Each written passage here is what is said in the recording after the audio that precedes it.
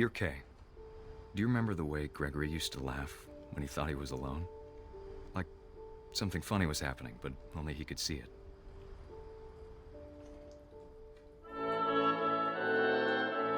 I think he saw things the rest of us don't.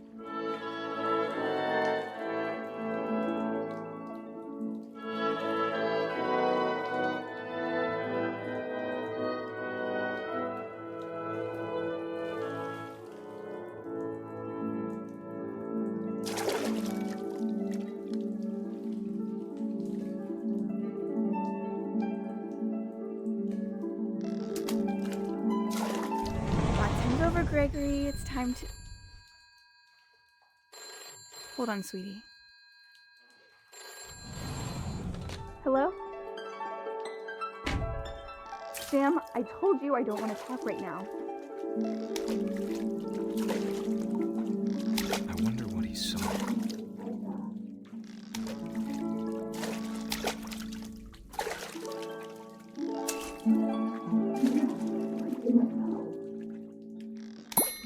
What his world was like.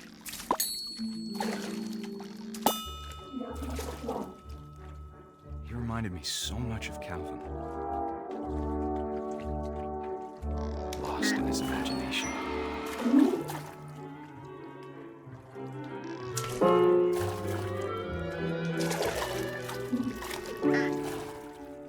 Whatever it was he saw.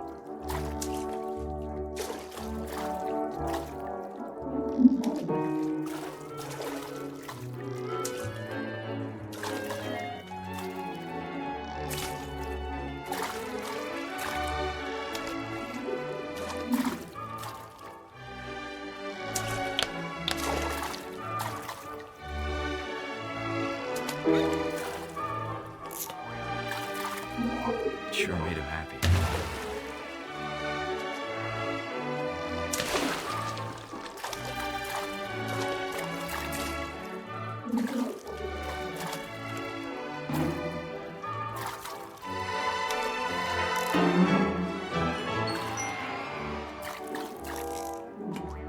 I know how silly it sounds.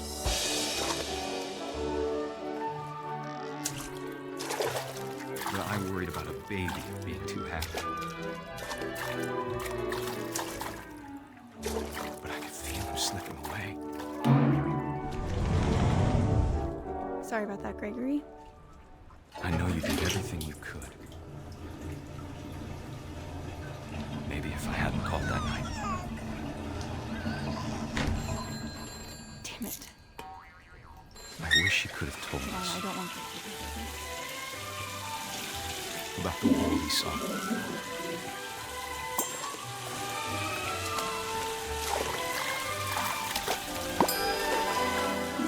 There's so much I don't understand about Gregory,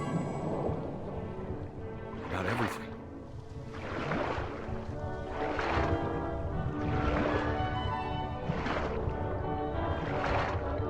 But I know what happened wasn't your fault.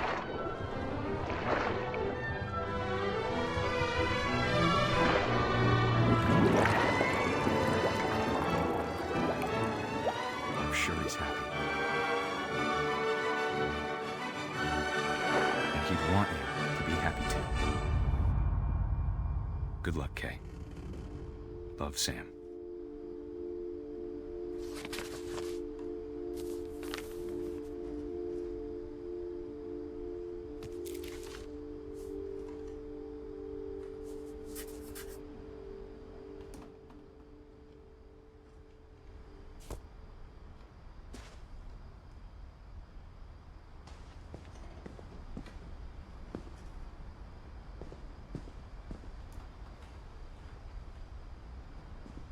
I can't imagine my mom ever writing poetry, and yet...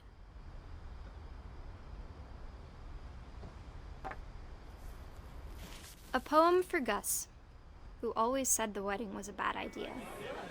Our father never hit us kids, at least not very hard, before the day my brother said with teenage disregard that he'd be dead before he'd see a wedding in our yard.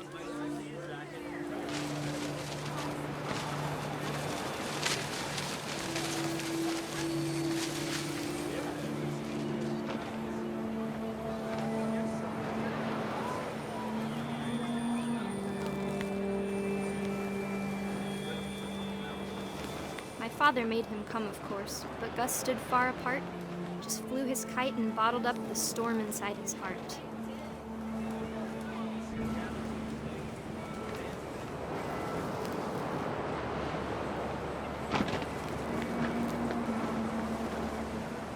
I tried to talk him out of it, but though he'd never met her, we don't need a stepmom, were the words that I now pronounce you husband and wife. You may kiss the bride.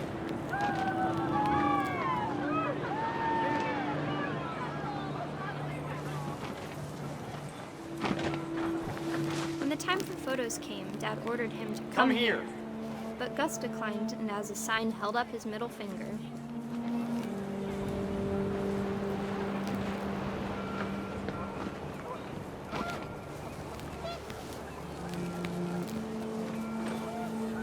The wind picked up, and panicked geese appeared and quickly went. But all the humans did that day was go inside the tent.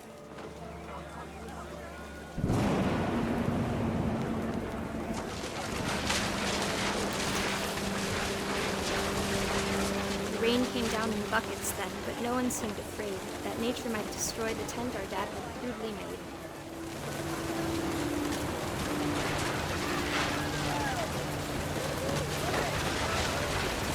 The thunder sounded much too close and full of angry power. But all my father said to this was, "Make the music louder."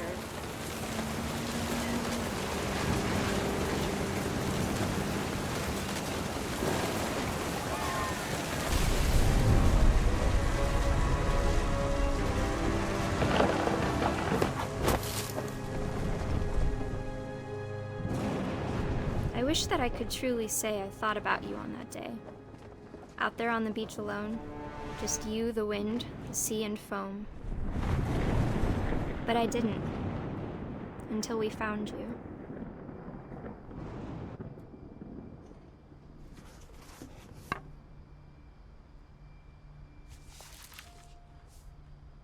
She never talked about him, but Mom told me once if I was a boy, they were going to name me Gus.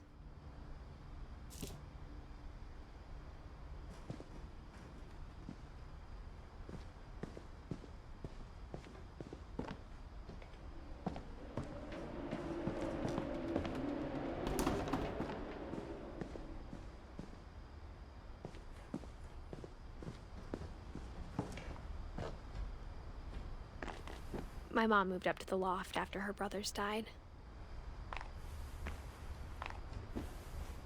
At the time, it was as far away as she could get.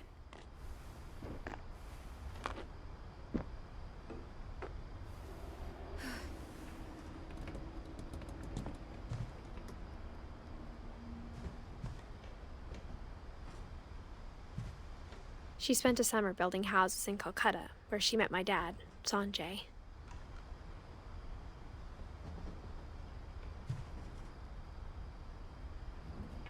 My mom moved to India a week after graduation and got a job teaching English. Louis was born a year later.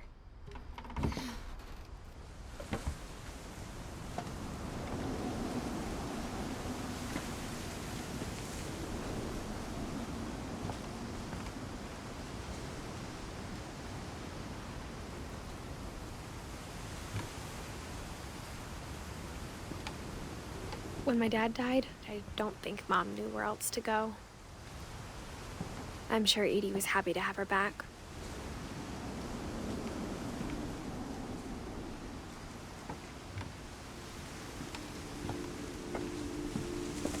The house had to get a little bigger, but Edie was used to that.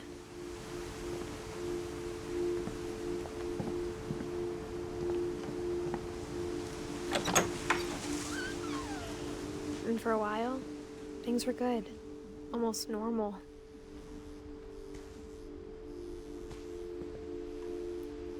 But it didn't last.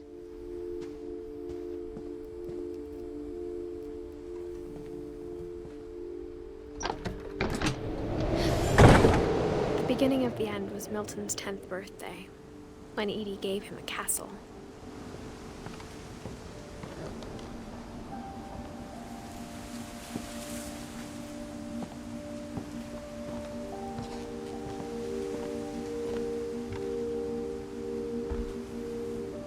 After Milton disappeared, the only thing he left behind was a room full of paintings.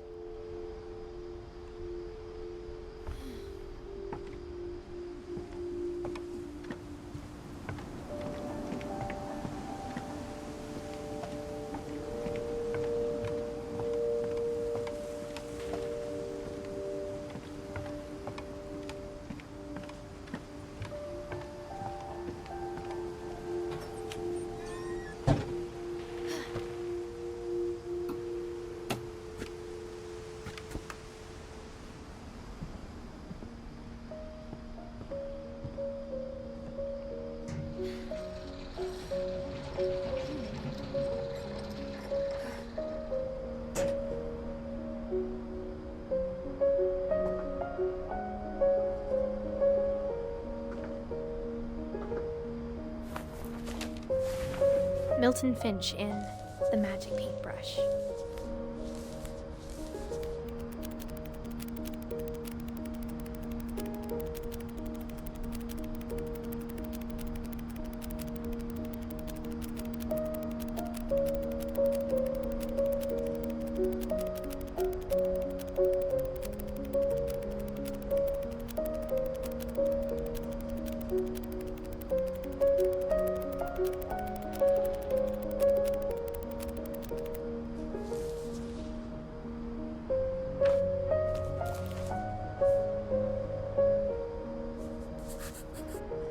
I was 4 when Milton disappeared.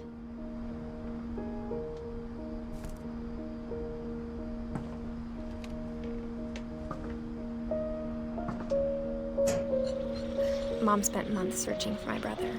Then she sealed the doors.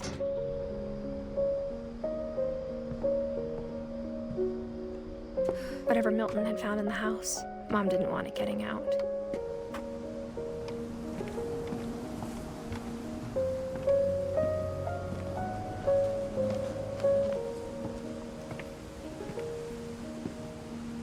Mom definitely blamed Edie, but I think Louis blamed himself.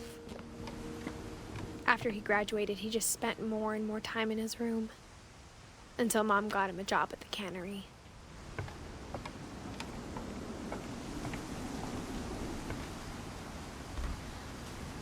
Everyone always told me to stay out of Louis's room, except Louis.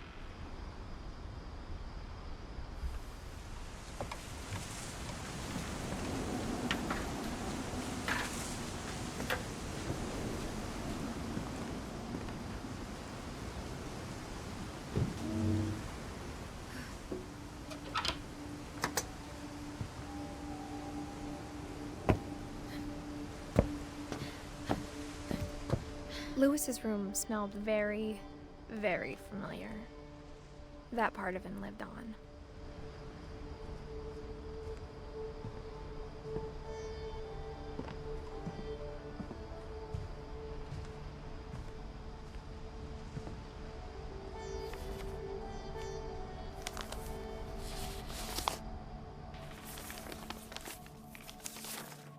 Dear Mrs. Finch, as Louis's psychiatrist, I can understand your desire for an explanation. As I see it, the trouble began in January, shortly after we convinced your son to seek treatment for substance abuse. Newly sober, I believe Louis first noticed the monotony of his daily life.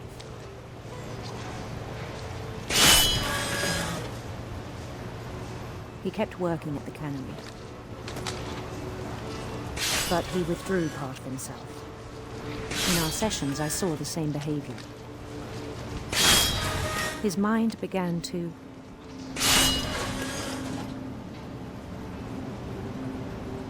wander.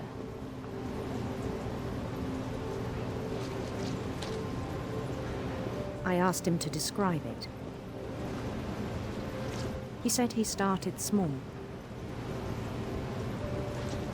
imagining a labyrinth.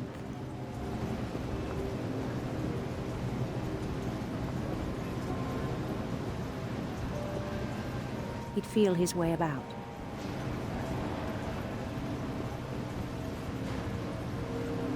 Then something moved. Bats. And toads.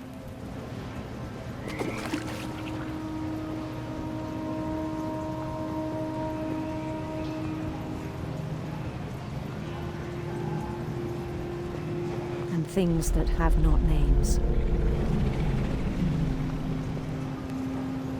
He knew it was all in his head.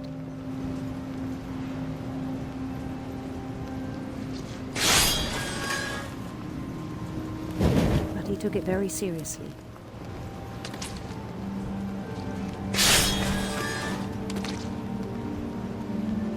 I had hoped he'd find himself.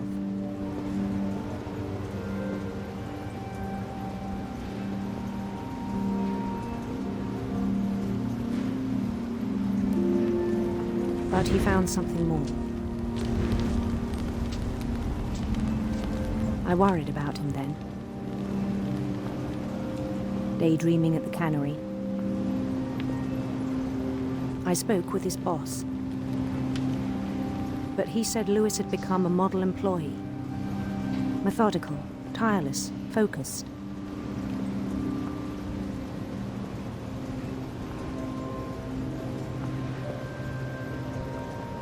Like a whole new Lewis. So I let him go on.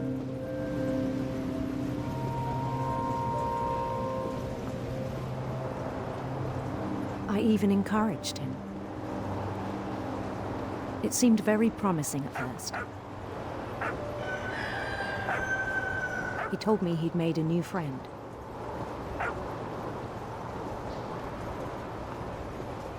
On the edge of a city he named Lewis Topia.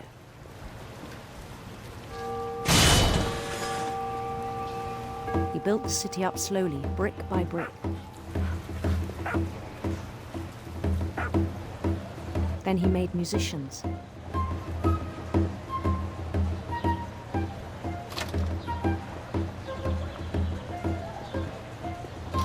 And songs for them to play. He talked about starting a band. And he was always humming something. Every day his imagination grew stronger.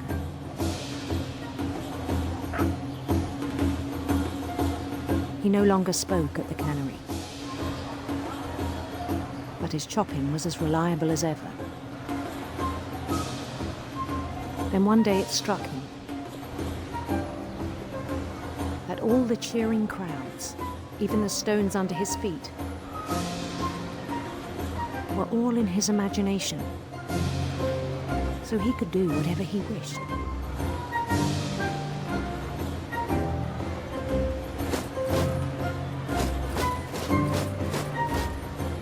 He held an election for mayor. And he won. They begged him to stay, but his mind was already wandering. It became a game for him.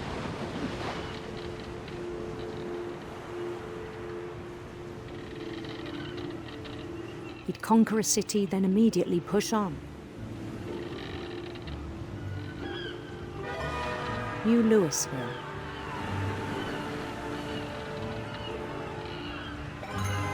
St. Louis. He started drifting away from our reality.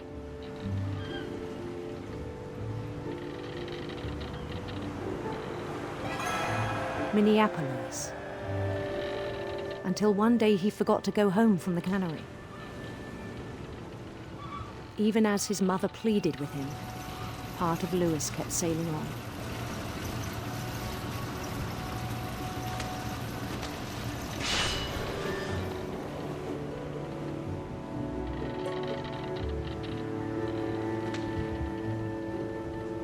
In Lewisburg, he heard rumors of a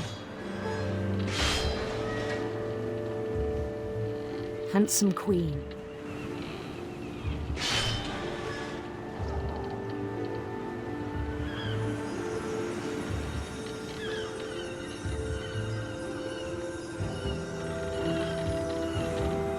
The queen was on her own quest for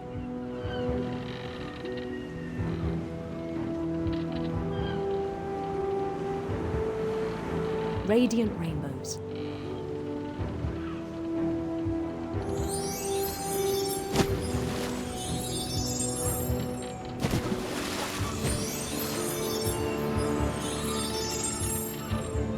followed the sound of her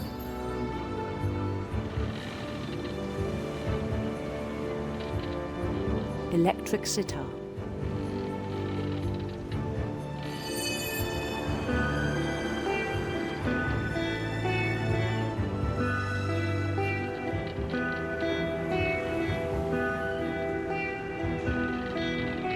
His chase led him to a golden palace east of the sun and west of the moon. Even then, his logic remained sound. He knew the world was all in his imagination.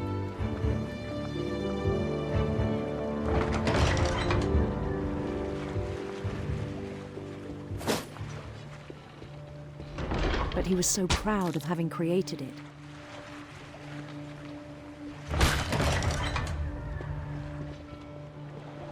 In his own eyes, he'd become something greater than a king.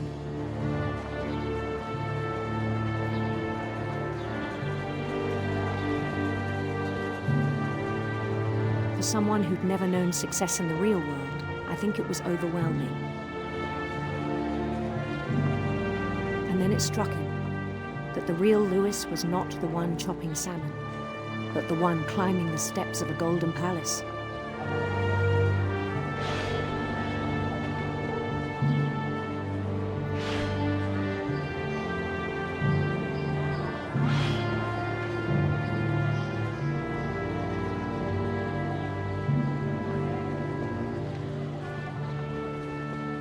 My imagination is as real as my body, he told me. It was hard to argue with him.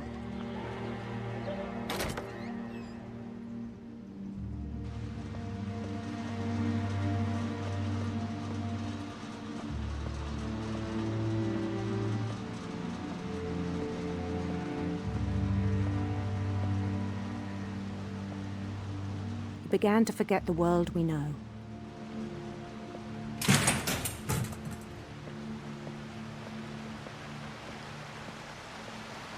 I think it pained him to remember Lewis, the cannery worker.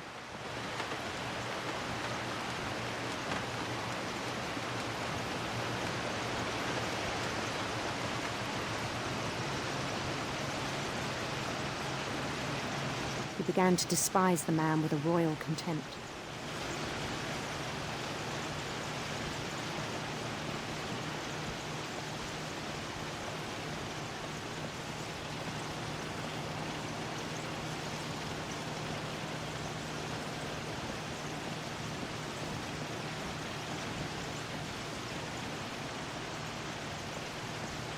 I still thought I could save him. Even after he said he was being crowned king over all the lands of wonder.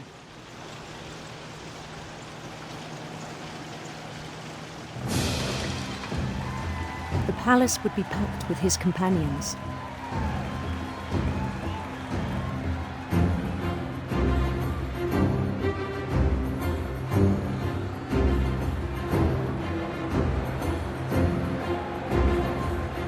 Including the wise Calico who'd insisted on advising him.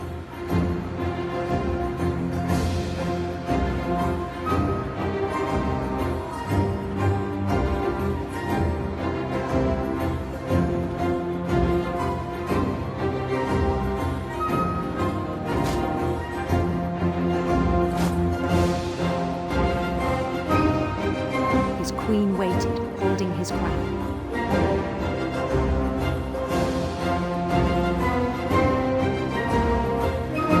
There was only one thing left to do.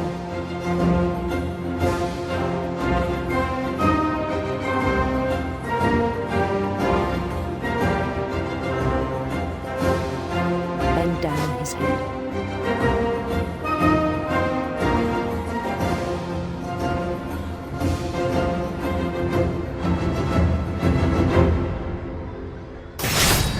And the rest I think you know. Mrs. Finch, your son was a kind man who will be missed by all of us who knew him.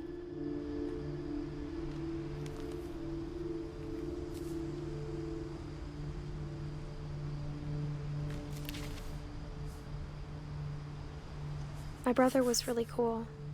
I wish you could have met him.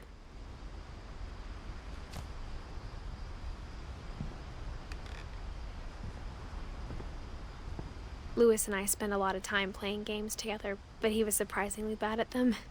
He died a lot.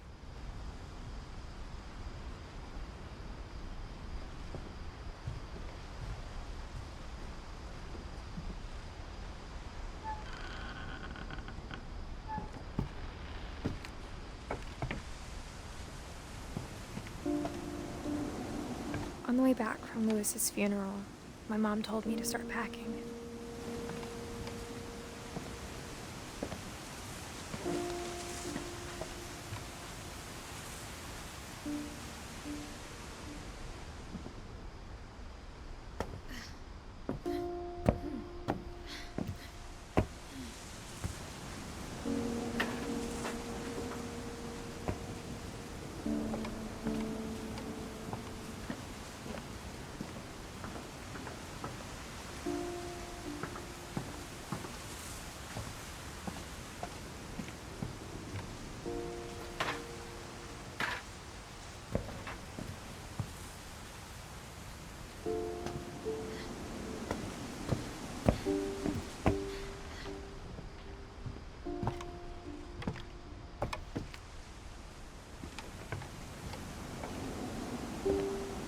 She waited until the day before we left to tell Edie.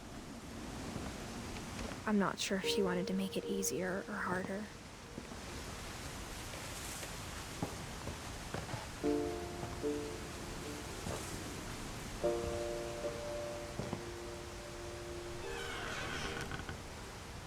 I wish we'd stayed.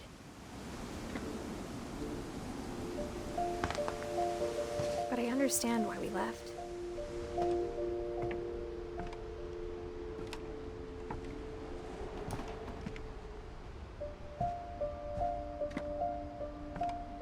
My mom ended up leaving everything behind.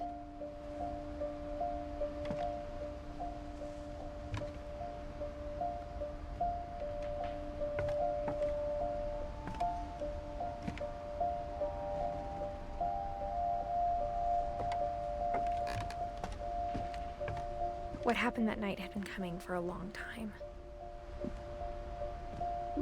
Maybe it should have come sooner.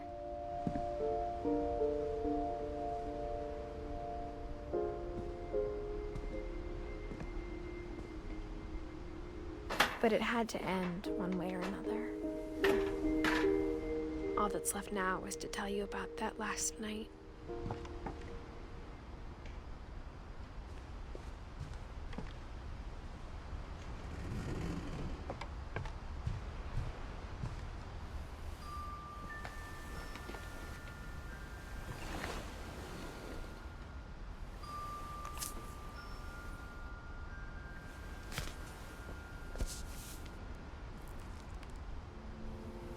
That whole last day, Edie just watched us pack and didn't say a word. Until supper, when she raised her glass and said, "To our final night together, and all our final nights apart." Grandma, you know what I said about alcohol. Some of your medications are very Edith, specific. I left a present for you in the hallway. Why don't you go open it? The grown-ups have to argue now. I'm sorry, you're right. We're all leaving tomorrow. Let's just enjoy our last... I'm not leaving. Edith, you're excused.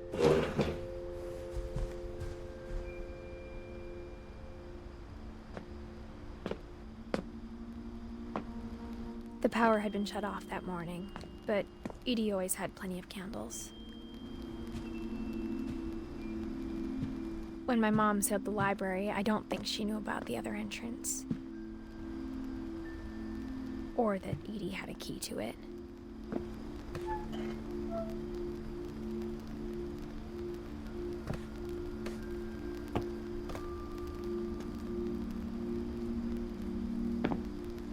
That thing you're afraid of isn't going to end when you leave the house.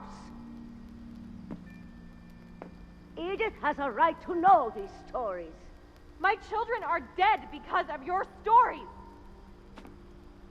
I think it's best if Edith and I leave tonight. We'll have the nursing home send a van for you in the morning, okay?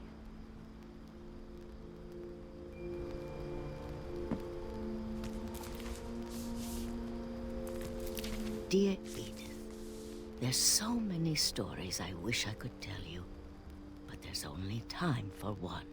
This is about what happened on the night you were born.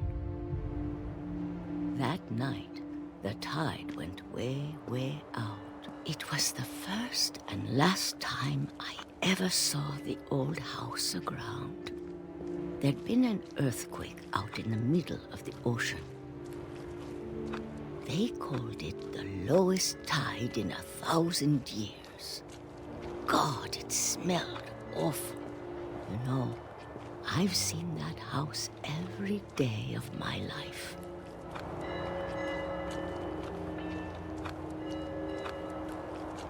But I never thought I'd go back to it. When the fog rolled in, I lost my way.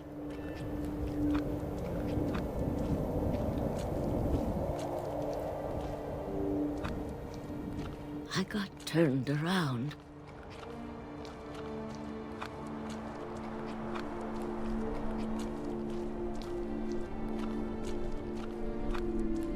For a while, I wandered.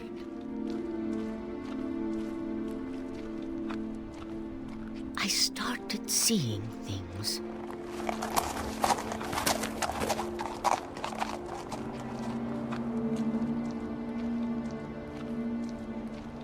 Things I'd forgotten had ever existed.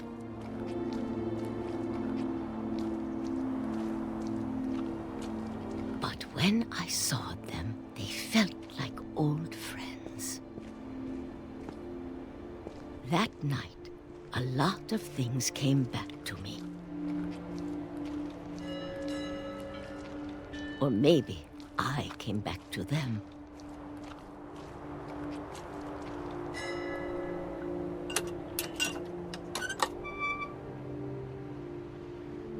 Things I can't explain, but that I need you to try and... Edith, what are you doing in here? It's mine. Edith! Mom, you're gonna rip it. Let go. I kicked and screamed, but Mom dragged me to the car. I never saw Great-Grandma Edie again. The next morning, the van came to pick her up, but she was already gone. After that, we moved around a lot.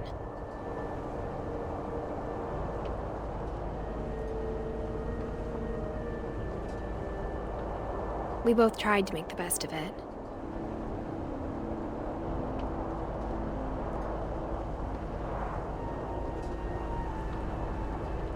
A few years went by.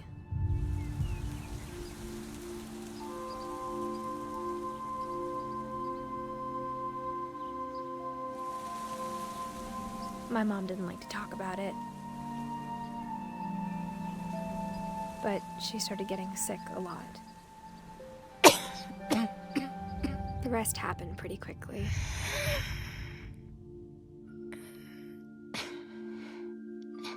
She got better for a while, and then she didn't.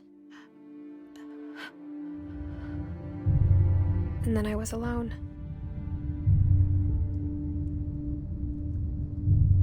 The last Finch left alive.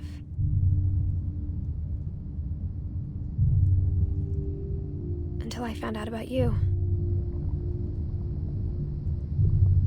I'm still not sure what to tell you about all this.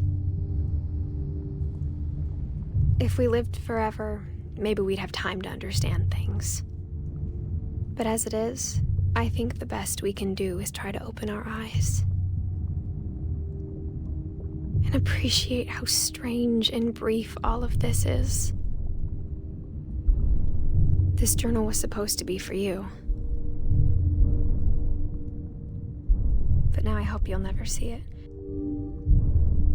I just want to meet you and tell you all these stories myself. But I guess if you're reading this now, things didn't work out that way.